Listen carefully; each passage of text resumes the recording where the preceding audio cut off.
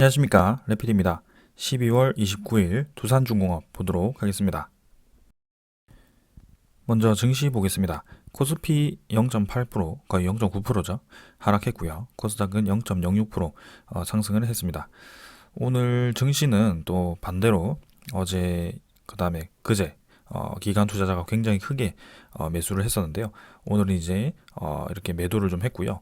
아무래도 배당락 영향이 있었던 것 같습니다. 그래서 오늘 배당금을 주는 그런 종목 위주로 좀 하락이 나왔던 것으로 보이고요. 특히 그 배당을 받기 위해 유입되었던 그 매수 세력들이 한 번에 쭉 빠지면서 좀 지수가 눌러진 것 같습니다.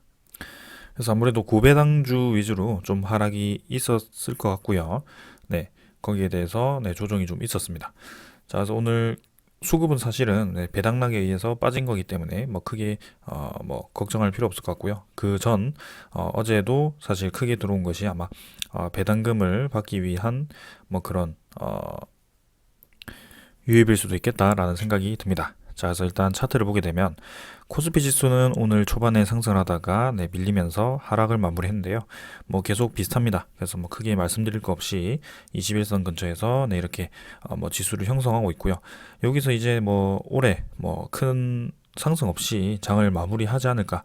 이제 내일이 마지막 날이죠. 12월 31일은 휴장이기 때문에 내일이 마지막이고요. 그래서 크게 움직임 없이 진행하고 요 정도에서 마무리하고 1월 달에 또 새로운 장으로 열릴 것 같습니다. 그래서 내년에는 이제 코로나로부터 회복하는 그런 경기 회복기가 될 가능성이 크고요.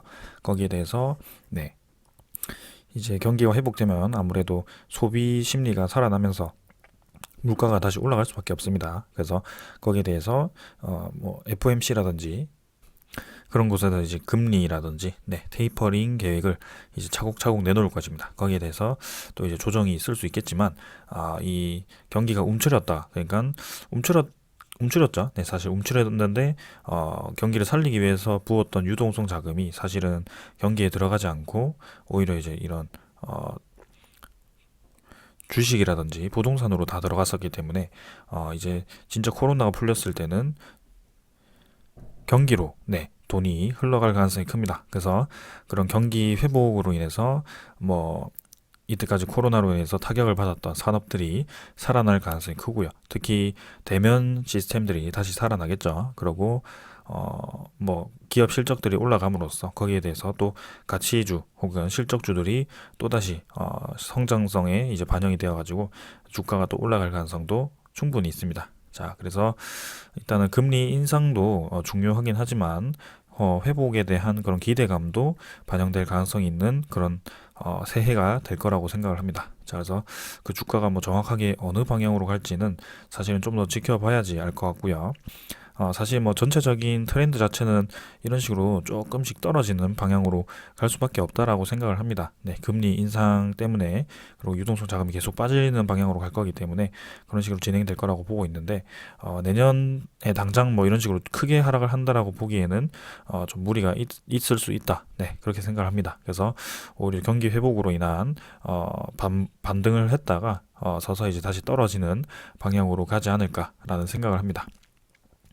그래서 오늘은 뭐 투자자 수급은 사실 뭐 배당락에 의한 기관 투자자, 특히 금융 투자가 아주 크게 매도를 했고요. 뭐 수급 자체는 크게 중요하지 않았던 날이었습니다. 자, 그 다음에는 코스닥이고요. 코스닥도 일단 세기형 수렴 패턴으로 계속 모아가고 있습니다. 그래서 또다시 이제 고점 패턴에서 크게 올라가지 못하고 여기서 이제 윗꼬리를 단 음봉이 떴는데요. 여기서 어느 방향으로 갈지는 좀 더 봐야겠습니다. 하지만 계속해서 이 주가가 모이는 방향으로 가고 있다는 점, 결국에는 실적주들이 힘을 받았을 때, 특히 기술주들이 힘을 받았을 때 올라갈 수 있는 지수가 코스닥입니다. 자, 그래서 한번 기대를 해봐도 좋을 것 같고요. 자, 오늘은 이 정도로 보고 환율 바로 보겠습니다. 환율은 1.5원 정도 내렸고요. 환율도 계속 뭐 쐐기형 수렴 패턴으로 진행이 좀 되고 있습니다. 그래서 자, 어느 방향으로 움직일지는 좀 더 지켜봐야 될 것 같고요. 경기가 회복된다라면 물가가 계속 상승하면서 또다시 돈의 가치가 떨어질 가능성도 있고 선제적으로 미국 쪽에서 금리 인상이 나오게 된다면 환율 자체는 좀 더 올라갈 가능성이 있습니다. 그래서 우리나라도 지금 계속 환율을 같이 올리고 있긴 하지만 그 추세 자체는 지금 환율이 올라가는 방향으로 가고 있기 때문에 이 1200원 중반대 정도, 중후반대 정도까지도 올라갈 수 있는 그런 자리이기 때문에 이 부분에 대해서는 조금 경계를 하면서 볼 필요도 있겠습니다. 자, 그 다음에는 지수 선물이고요. 선물 같은 경우는 뭐 크게 움직임 없이 진행되고 있고요. 뭐 거의 보합 정도입니다. 그래서 넘어가도록 하고 채권 수익률도 이제 1.49%, 1.5%대에서 이렇게 유지가 되고 있고요. 이제는 코로나에 대한 위기감으로 또 내려갔다가 어느 정도 이제 회복을 해서 반등을 준비하고 있습니다. 그래서 이 부분이 이 중턱에서의 최저점이 아닐까라는 생각이고 반등을 하면서 이제 금리 인상에 대한 그런 시기가 당겨질 가능성이 높다라고 생각을 합니다. 그래서 이 정도로 오늘 증시 보았고요. 이제 내일 마지막 장 좋게 마무리하고 새해로 좋은 장으로 또 배웠으면 합니다. 자, 오늘 여기까지 하고 종목 보도록 하겠습니다. 두산중공업 보겠습니다. 800원 상승해서 21,550원으로 마무리했고요. 3.8% 상승해서 마무리했습니다. 자, 그래서 오늘 우리 배당락인 날에 두산중공업 이제 배당금이 없을 가능성이 크지만 이렇게 또 상승을 하면서 깜짝 상승을 하면서 마무리를 좀 했고요. 어제 아무래도 신주 배정 기준일 오늘이었죠. 오늘까지가 신주 배정 기준일이었습니다. 그래서 시간 외까지 보유를 하고 계셨다면 이제 신주를 받을 수 있는 권리가 생겼고요. 그래서 이런 식으로 마무리를 했습니다. 아무튼 뭐 좋은 방향으로 진행이 되었다라는 점 말씀을 드리고요. 시간의 거래는 뭐 어제보다는 조금 늘어난 것 같네요. 거기서 이제 50원 정도 하락해서 21,500원 정도로 마무리를 좀 했습니다. 그래서 거래량 자체가 지금 어제부터 해가지고 조금 살아나기 시작했고요. 710만 주 정도로 1거래가 유지가 되었습니다. 그래서 700만 주대로 지금 거래량도 좀 늘어나 있는 상태로 진행이 되고 있고요. 뭔가 또 상승 방향으로 진행되는 느낌이 들고 있습니다. 그래서 좋은 방향으로 지금 진행되었다는 점. 차트를 보게 되면은 이제 저점이 241선 정도라고 생각을 하시고 이 저점 라인 다지면서 결국에는 또 반등하는 방향으로 진행이 되었고요. 쌍바닥까지 하락을 하지 않고 또 이렇게 오른쪽으로 좀 더 저점을 좋은 방향으로 추세를 또 이어갈 가능성이 크다라고 생각을 합니다. 그래서 이제 권리락이 내일이죠. 내일 이후에는 좀 이제 주가를 높여가면서 또 고점을 높여가는 그런 과정을 겪어갈 것이라고 생각을 하고 있고요. 보통 이제 권리락이 끝나고 권리락이 진행되면 주가가 싸지는 경향이 있기 때문에 거기에 대해서 저가 매수가 들어오는 경향이 있고 그리고 2차 유상증자 가격을 또 결정해야 되죠. 그래서 1월 달에는 또 이제 그런 주가 관리도 진행을 좀 해야 됩니다. 그래서 신주인수권이 1월 21일부터 1월 25일까지 상장이 되고 그때 이제 유상증자 참여를 하지 않고 싶은 분들은 이제 이 신주인수권을 팔게 되는데 아무래도 이 기간 전주에 두산중공업이 뭐 주가가 쭉쭉쭉쭉 떨어지고 뭔가 분위기가 좋지 않다면 일반 주주분들이 좀 많이 매도를 하겠죠. 신주인수권에 대해서. 근데 좀 그런 좋은 분위기를 형성하기 위해선 이렇게 권리락 이후와 그 다음에 2차 유상증자 전 그러니까 신주인수권 전에 좀 좋은 주가를 형성을 시켜야 될 겁니다. 그런 차원에서 어느 정도 관리도 좀 있어야 될 것 같고요. 아무래도 좋은 소식이 있다면 바로바로 좀 뉴스화 시키거나 공시화 시켜서 주가에 반영될 수 있도록 노력을 할 겁니다. 보통은 그렇게 좀 진행을 하거든요. 그래서 이전에도 좀 올라가는 방향으로 진행이 되었었고요. 그래서 지금 뭐 좋게 마무리했기 때문에 또 올라가는 방향으로 진행이 될 거고 2월달 청약 지나고 3월달에 주식 상장 전에 이제 그런 일부분 매도가 나올 가능성이 있습니다. 지분에 대해서. 그때는 이제 개인 투자자의 매도 물량보다는 기관이라든지 외국인 투자자의 그런 지분 관리식 그죠? 비율의 관리를 위한 그런 비율이 비율을 낮추기 위해서 좀 파는 경향이 있기 때문에 거기에 대해서도 주목을 좀 해야 될 필요도 있고요. 그래서 좀 더 봐야 될 것 같습니다. 자, 그래서 월봉 같은 경우는 결국에는 이번 달은 양봉으로 지키면서 마무리를 좀 했고요. 서서히 뭐 저점이 잡혀가죠. 월봉 자체도 이제 올라갔다 내려갔다 반복을 하면서 박스권을 형성을 하고 있습니다. 그래서 좋은 그림은 이제 이런 식으로 좀 그림이 그려지면서 올라가는 방향인데요. 주가가 이제 수렴을 한다라고 말씀을 하죠. 그래서 이때도 사실은 이렇게까지 수렴을 요까지 못했지만 그래도 깜짝 상승이 나오면서 이렇게 올라갔지만 내년에도 또 어떤 방향으로 진행이 될지 한번 지켜보도록 합시다. 그래서 사실만 말씀드린다면 결국에는 오랜 하락 추세를 끝내고 상승 추세로 전환을 했다라는 것이 중요한 얘기고요. 요 가치가 지금 이제 적정 가치인지 다시 한번 정리를 좀 드린다면 이제는 원전에 대한 그런 기대감, 원전 시장에 대한 기대감과 그 다음에 재무 개선에 대한, 그러니까 그동안의 재무 리스크로 떨어졌던 그 주가도 다시 좀 회복이 되어야 되고요. 신용 등급도 올라가게 되고요.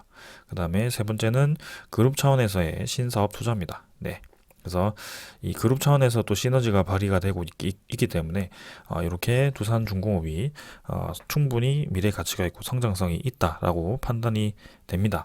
그래서 적어도 이제 정고점에 올라갈 만큼의 그런 원전 시장이 또 형성이 될 분위기고, 네, 그때처럼 수주가 이제 내년부터 해가지고 본격적으로 터질 예정이기 때문에 최소한 요 정도까지, 지금 주가로 직접적인 비교는 못하지만 주식수가 요때와 요때는 완전히 다르거든요. 근데 시가총액을 비교를 했을 때는 그래도 3만 원 이상은 가져야, 그래서 시가총액 20조 이상은 가져야지 될 거라고 생각을 합니다. 그래서 성장성을 고려했을 때는 충분히 그렇게 올라갈 가능성이 있다라고 판단이 됩니다. 그래서 나중에 뭔가 신주 상장이 되고 나면 이제 그 신주 상장에 대한 또 시가총액이 불어나겠죠.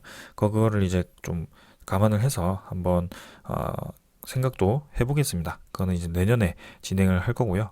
이번 달은, 그러니까 올해는 요 정도로 주가를 잘 방어하고 지지 라인을 잘 형성을 했다 정도만 보시면 되겠습니다. 자, 그 다음에 투자자를 보게 되면 이제 개인 투자자가 111만 주, 기관이 18만 주, 그 다음에 외국인이 60만 주 정도 매도를 했습니다. 기관 투자자 같은 경우는 금융 투자가 매도를 주로 했고요. 연기금 투자자도 좀 매도를 했습니다. 자, 그래서 유상증자를 받지 않기 위한 그런 지분을 좀 정리를 했다라고 판단이 되고요. 그동안 이제 매수가 열심히 들어왔지만 결국에는 이제 이 유상증자에 대한 신주 상장 기준이 다가왔을 때는 연기금 투자자는 공격적으로 매수하지 않았습니다. 그리고 오늘까지 들고 있었어야 되는 그 지분에 대해서는 이렇게 매도를 했고요. 그래서 아무래도 이런 큰 투자자 같은 경우에는 이 지분 관리를 합니다. 그래서 포트폴리오에 두산중공업이 분명히 들어가 있어요. 왜냐하면 코스피를 이제 크게 매도를 했는데 연기금 투자자가 그 중에 이제 매수한 종목이 몇 안 되는 종목 중에 두산중공업이 들어가 있습니다. 그래서 원전 시장에 대해서 그리고 두산중공업에 대해서 좋게 보고 있다라는 뜻이고요. 이제 30만 주 매도해서 뭐 이 연기금이 두산중공업 좋지 않게 본다라고 판단하기는 어렵고요. 요거는 이제 신주 상장 물량을 어느 정도 조절하기 위한 뭐 대처라고 보시면 되겠습니다. 자, 그래서 1월 이제 3일에 개장이 되죠. 그래서 1월 3일부터 또 어떠한 방향으로 갈지 한번 지켜보도록 하고요. 그 다음에 이제 사모펀드가 이렇게 끝까지 또 매수를 이어 가주었고요. 그 다음에 투신도 매수, 보험도 매수해줬고요. 그래서 뭐 금융투자 같은 경우는 원래 이제 이런 물량을 관리합니다. 그래서 단타식으로 좀 들어왔다 나가기 때문에 뭐 크게 제가 비중을 두지 않고 있고요. 외국인 투자자도 마지막에 비중을 좀 조절하면서 마무리를 좀 한 것 같습니다. 자, 그래서 오늘 수급도 뭐 크게 문제되지 않았고요. 오히려 이제 뭐 외국인 기관이 다 팔았지만 주가는 또 4% 정도 상승하면서 마무리를 했다는 점이죠. 그래서 뭐 공격적으로 아니면 이 밑으로 던진 게 아니고 뭔가 이제 매수를 할 때는 힘을 한번 줬다가 그 위에서는 이제 밑으로 내리 던지는 것보다는 이제 서서히 이제 떨어뜨렸다는 거죠. 그렇게 보입니다. 그래서 이런 대목을 보더라도 사실은 결국에는 이제 수급이 매수 세력이 있다면 충분히 저렇게 수급이 좀 좋지 않게 보이더라도 주가는 올라갈 수 있다라는 게 사실입니다. 그래서 주가를 올리는 세력은 따로 있다라는 게 주식 시장인 것 같아요. 제가 생각하기엔 그렇습니다. 자, 그래서 이 정도로 보았고요. 그 다음에 이제 공매도 잔고 한번 보겠습니다. 공매도 잔고는 이제 1300만 주 정도에서 이제 유지를 좀 하고 있습니다. 그래서 오늘은 좀 상승을 했고요. 1336만 주 정도로 공매도 잔고가 형성이 되었습니다. 자, 그래서 뭐 크게 이제 더 상환이 될 것 같지는 않아요. 많이. 그래서 이제 이 정도 공매도 잔고 물량을 유지를 하거나 아니면 혹은 뭐 내년 초쯤에 좀 더 늘려가지고 이제 3월에 상장되는 그 유상증자 신주에 대해서 아마 메우지 않을까라고 생각을 합니다. 그래서 공매도 잔고와 대차 잔고가 대량으로 상환되는 그때까지는 사실 뭐 공매도 잔고를 굳이 유의 깊게 볼 필요는 없을 것 같고요. 뭐 크게 늘어나는 방향으로만 가지 않는다면 괜찮을 것 같습니다. 그래서 빠르게 보고 넘어가도록 하고 대차 잔고도 뭐 한번 보겠습니다. 사실 뭐 똑같은 개념이긴 한데요. 대차 잔고는 오늘 상환이 좀 많이 되었네요. 그래서 연말 마지막까지 이렇게 대차 잔고는 쭉 이제 줄어가지고 마무리가 좀 되었고요. 3,100만 주 정도 가 형성이 되었네요. 그래서 고점은 이제 4,500만 주 정도에서 3,100만 주 정도, 1,400만 주 정도가 상한이 좀 진행이 되었고요.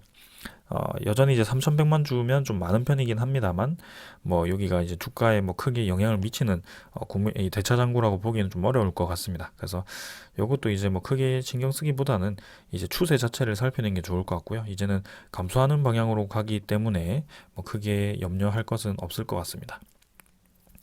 그 다음에 외국인 물량을 보게 되면 추정은 60만 주 매도였지만 당일은 96만 주 정도가 매도가 들어왔고요. 어제 매수했던 거 뭐 거의 다 매도를 한 것 같죠. 그래서 한 8.9% 정도 들어온 것 같습니다. 그래서 어제 매수한 세력이 그대로 뭐 팔았다라기 보다는 이제 요때는 유상증자 신주 물량을 조절하기 위한 외국인이 매도를 했고, 요때는 뭐 어느 정도 이제 유상증자 가격을 뭐 결정을 하거나 아니면은 그 원전에 대한 그 매수세가 좀 들어온 게 아닐까라는 생각을 합니다. 자, 아무튼 이런 식으로 진행이 되었다. 그래서 수급 자체는 크게 문제가 없다라는 점을 강조를 드립니다. 자, 그러면 이제 오늘 보게 될 소식은, 자, 이제 유상증자 가격과 그 다음에 권리락 가격이 결정이 되었습니다. 그래서 먼저 유상증자 가격에 대해서 좀 보겠습니다. 제가 이제 어제 계산식을 하면서 15,850원으로 제가 계산을 했죠. 근데 조금 오류가 있었던 것 같아요. 네, 그래서 오늘 새로 계산했을 때는 이렇게 16,000원이 나왔고요. 네, 공식적으로 이제 16,000원이 집계가 되었습니다. 그래서 오히려 이제 유상증자 가격이 150원 정도 어제 제가 말씀드렸던 것보다 높이 잡혔고요. 거기에 따라서 증권 수량을 곱했을 때 모집 총액이 더 늘었습니다. 그래서 1조 3,250억 정도죠. 네, 그 정도로 진행이 되었다라는 점 참고를 하시면 될 것 같습니다. 자, 그래서 뭐 이 시기에 이제 대입을 하는 것은 똑같은데, 이제 수정된 것은 유상증자 비율이 15.92%였는데 이제 15.9%로 수정이 좀 되었고요. 기준 주가 구하는 과정이 조금은 제가 잘못되었습니다. 예, 말이 너무 길게 되어 있다 보니까 저는 이제 이 ABC를 구하는 과정은 비슷했는데, 이 ABC 중에 낮은 가격이라고 제가 어제 말씀드렸죠. 근데 다음에 여러분들이 혹시 다른 종목이라든지 혹은 이 유상증자를 경험했을 때 참고하시면 좋을 것 같습니다. 그래서 ABC의 산술 평균을 또 구합니다. D를 구해서 이렇게 이 세 개를 평균한 가격이 이제 2618원이 되고요. 그 중에 그 가정이 이제 이렇게 그냥 평균하는 거죠. 네, 세 개를 더해서 3을 나누게 되는 거고요. 그 다음에 이제 기준 주가, 그러니까 최근일의 종가와 이제 이 산술 평균, 이 세 개를 평균한 것에 대해서 비교를 해서 작은 가격을 정하게 됩니다. 그래서 결국에는 최근일 종가가 높았기 때문에 이 산술 평균한 D 가격이죠. 그래서 2618원이 기준 가격이 되어서 그 주가를 넣었을 때 나오는 가격이 이렇게 16,000원 정도가 된다라고 하는 거죠. 그래서 16,000원에 이렇게 호가 단위 미만 절상을 해서 이렇게 한 것 같고요. 뭐 괜찮습니다. 네, 그래서 유의미한 가격이 나왔고요. 네, 충분히 두산중공업의 이 유상증자에 대한 의의가 성공할 수 있을 정도의 규모입니다. 자, 그래서 16,000원에 1차 발행가액이 결정이 되었다는 점 다시 한번 말씀드리지만, 이 1차 발행가액이 16,000원이라고 해서 최종 가격이 16,000원이 되는 것은 아니다라고 말씀을 드렸습니다. 그래서 만약에 2차 발행가액을 평균을 했을 때 2차 발행가액이 더 낮게 된다면 더 낮은 가격으로 되거나, 혹은 그 평균했을 때 가격이, 그러니까 마지막 기산일이죠. 그 가격에 이제 60%를 했을 때 또 낮게 되었을 때 뭐 좀 낮아질 수도 있습니다. 그러니까 1차 발행가액과 2차 발행가액 중에 낮은 가격을 선택을 하고, 그 다음에 맥스를 해서 이제 기산일에 대한 2월 한 10 며칠이죠. 청약일이 지금 2월 네, 확정 발행가액 확정 공고가 2월 8일입니다. 그래서 아마 산정이 2월 7일이기 때문에 그때쯤 해가지고 또 일주일 동안에 네, 뭐 가격을 평균하든지 그건 공시를 다시 한번 확인해 보겠습니다. 그래서 이제 맥스를 이제 결정을 하게 됩니다. 그래서 1차, 2차 때 2차가 더 낮게 된다면 만약에 15,600원 정도로 형성이 된다면 15,600원과 이제 요때 가격을 비교해서 큰 가격을 정하게 되는데 만약에 요때가 뭐 15,600원 보다 낮다면 15,600원 정도 확정이 될 거죠. 네.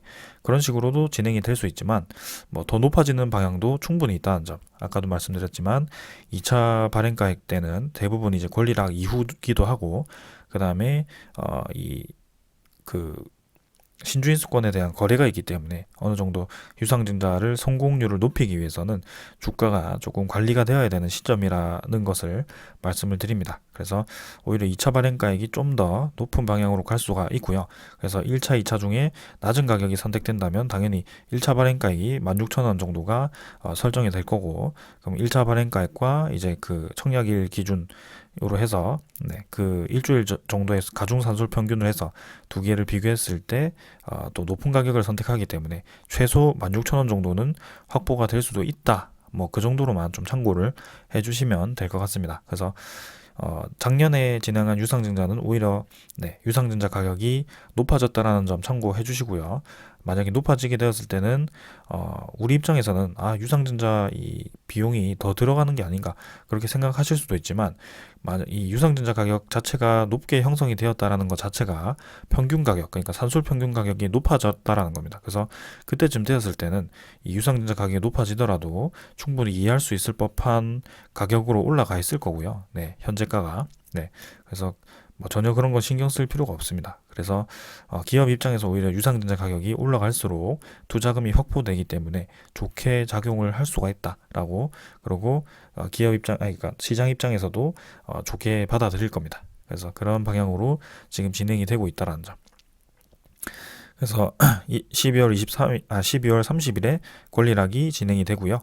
1월 3일에 신주 배정 기준일이지만 12월 29일까지는 들고 있었어야 된다. 그래서 마지막으로 뭐 받기 위해서 오늘 매수를 해야 되는 상황이었죠. 네, 그런 상황이었다라는 점. 그 다음에 1월 14일은 신주 배정 통지를 하고요.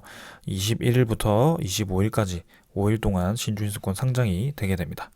자, 그 다음에는 28일에는 신주인수권 증서가 상장 폐지가 되고 2월 7일에 이제 확정 발행가액 상정과 함께 이제 구주주 청약이 2월 10일부터 2월 11일까지 진행이 되게 됩니다.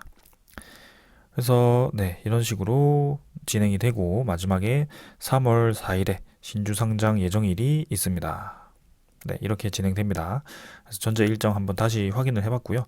자, 유상증자는 이제 뭐 거의 절반 정도 넘었다라고 보시면 될 것 같습니다.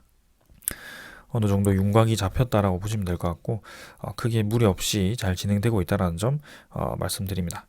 자, 그 다음에는 이제 기사 한번 보겠습니다. 자, 그래서 1조 3조 정도가 1.3조죠. 네, 유상증자가 진행이 되었고 채무 상환을 통한 현금 흐름 개선이 기대가 된다라는 얘기죠. 그래서 여러분들 눈치채셨는지 모르겠지만 1조 3천억이라고 해서 제가 7천억을 제외한 나머지 6천억 정도를 이제 투자금으로 쓰겠다라고 예상을 했었죠. 근데 그게 아니고 이제 채무 상환 금액을 좀 줄였습니다. 이 두산중공업 기업 입장에서 절반 규모인 6천억 원을 채무 상환에 사용한다고 밝혔다라고 합니다. 그래서 7천억 원에서 정정을 하였고요. 그러니까 그 말인즉슨 1조 5천억일 때 이제 7천억 채무를 하고 8천억을 투자금을 하기로 했는데 지금 이제 6천억을 채무로 하고 그다음에 나머지 7,259억이죠. 네, 그거를 이제 투자금으로 쓰겠다. 그 말인즉슨 투자금을 줄이지는 않겠다라고 말하는 거죠. 그래서 두산중공업 확실히 여러 방면으로 투자를 계획하고 있고 거기에 대해서 이 R&D를 그리고 앞으로의 투자금을 굉장히 중요하게 생각하고 있다라는 겁니다. 그래서 채무보다 1순위가 지금 유상증자에서 1순위가 지금 신규 사업에 투자를 하는 투자금이라는 것을 다시 한번 보여주는 그런 대목이 되었고요. 시장에서도 긍정적으로 평가를 하지 않을까라고 생각을 합니다. 그래서 6천억 원 규모의 채무 상환에 사용된다 이렇게 정정이 되었습니다. 자, 그래서 뭐 예상 발행가액은 18,100원으로 잡아서 이제 뭐 진행을 했었지만 지금 이제 16,000원 정도로 진행이 되었죠. 그래서 사실은 확정 발행가액까지는 가봐야 되겠지만 어느 정도는 이제 유상증자 가액이 떨어졌다라고 볼 수가 있고요. 하지만 뭐 이게 뭐 문제가 되는 게 전혀 없습니다. 제가 친절하게 말씀을 드렸고 1조 3천억 정도면 충분하다라는 것을 계속 강조를 드렸고 유상증자 이 모집 가액을 보통 공시를 할 때는 대부분 이제 처음에 높게 잡습니다. 그래서 그런 걸 이제 감안을 해서 네, 마진을 잡아서 그렇게 공시를 한 거기 때문에 1조 3천억이라고 해서 1조 5천억보다 떨어져서 뭐 좋지 않다라고 말하는 것은 좀 무리가 있습니다. 그래서 지금은 잘 진행되고 있다라고 볼 수가 있고요.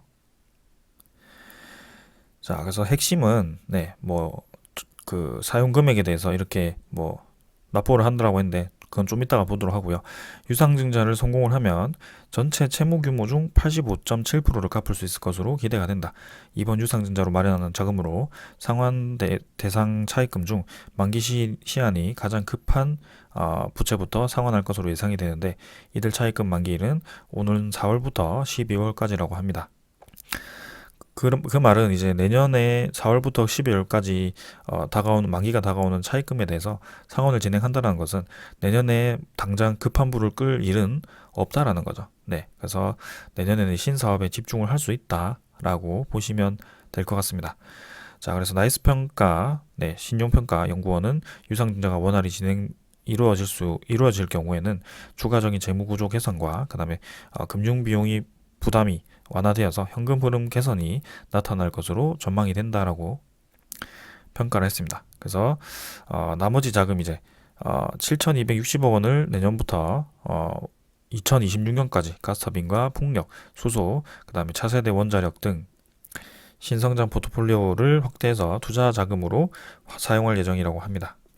그래서 투자금은 이런 식으로 사용이 되고요. 보시면은 수소 터빈 3,200억, 풍력 1,980억, 원래 2천억 정도였는데 조금 줄었습니다. 근데 소형원전 1,449억 거의 유지하는 것 같고요. 연료전지도 마찬가지. 네, 이건 오탄 것 같네요. 그 다음에 수소 3D 프린팅, 그 다음에 수력 태양광 등 또 이렇게 693억 투자를 해서 네, 뭐 8천억 요것도 이제 다시 보도록 하겠습니다. 이 지금 기사에 약간 이전 버전으로 되어 있는데 7,260억에 대해서 또 이제 공시가 나 있으니까요. 그 공시 한번 보면서 다시 말씀을 드리겠습니다. 자, 그래서 네, 이렇게 IBK 투자증권에서 두산중공업이 신재생을 포함한 신성장 사업으로 사업 포트폴리오를 전환을 하고 있다. 그래서 2021년 신규 수주 목표는 8조 7천억이고요. 성장 사업과 기존 사업 비중이 4대 6 비중으로 분석을 했다라고 합니다.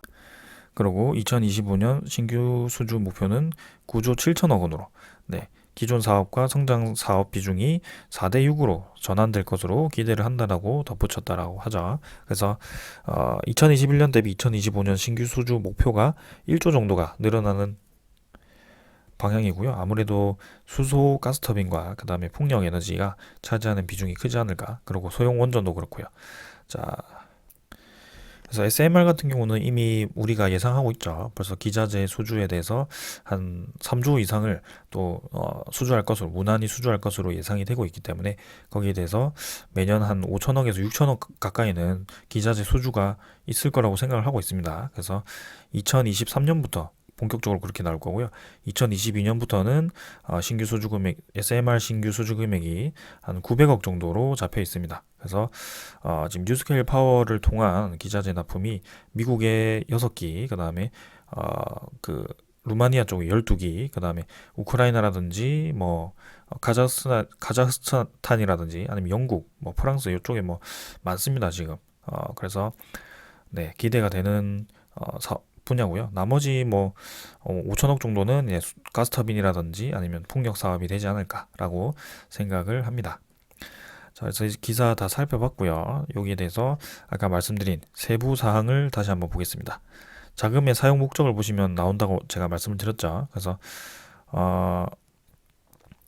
다 수정이 되었고요. 데이터가 자, 이제 7천억에 대해서는 이렇게 상환이 됩니다. 신주인수권 부사채, 그다음에 뭐 이렇게 급한 거부터 이제 상환을 진행하고요. 12월 15일까지 이 상환 일정이 잡혀 있습니다. 그래서 나머지에 대해서는 뭐 연장을 하든지 아니면 추가로 확보되는 뭐 또 방법이 있겠죠. 그런 걸 통해서 또 차입금을 메우는 그런 방향으로 진행이 될 것 같고, 당장 내년 말까지 차입금을 급하게 메꿔야 되는, 그러니까 1년 동안에 그 시달릴 수 있는 차입금은 없다라고 보시면 되겠습니다. 자, 그래서 이 7,260억을 어떻게 투자를 하느냐, 이 5가지에 대해서는 뭐 다들 아시기 때문에 빠르게 넘어가도록 하고, 그럼 세분화된 이제 이 계획에 대해서 좀 보도록 하겠습니다. 자, 그래서 개로 따지면 이제 가스터비는 3,200억, 그 다음에 풍력은 1,980억, 그 다음에 SMR은 이렇게 1,449억, 그 다음에 뭐 여기도 그대로 나와 있네요.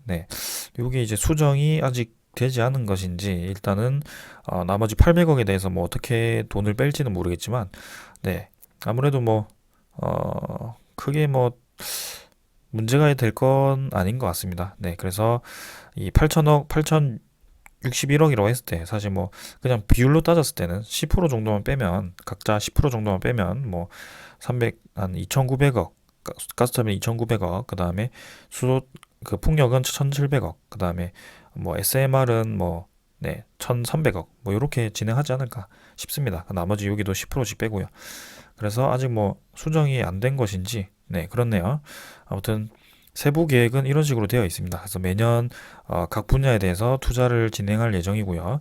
이 투자 금액은 계속 확보가 된 채로 진행이 된다는 거죠. 그래서 이미 이제 유동 자금이 투자에 필요한 유동 자금이 확보가 된 상황이다. 그게 2026년까지 확보가 된 상황이다라고 보시면 되겠습니다. 그래서 앞으로는 이제 뭐 이렇게 생각할 수도 있죠. 내년 12월까지 이제 차입금은 상환을 했는데, 그러면 그 후에 돌아오는 만기에 대한 차입금은 어떻게 할 것이냐라고 생각하실 수도 있겠지만, 이미 이런 그러니까 차입금을 메우는 거에다가 이제 투자를 한다고 하니까, 특히 이제 수소 사업이라든지 아니 풍력 사업이라든지 이런 새로운 분야에 투자하는 데에 대해서는 보시다시피 이렇게 큰 돈이 들어가게 됩니다. 근데 그걸 이제 투자금을 마련을 했다라는 것이고요.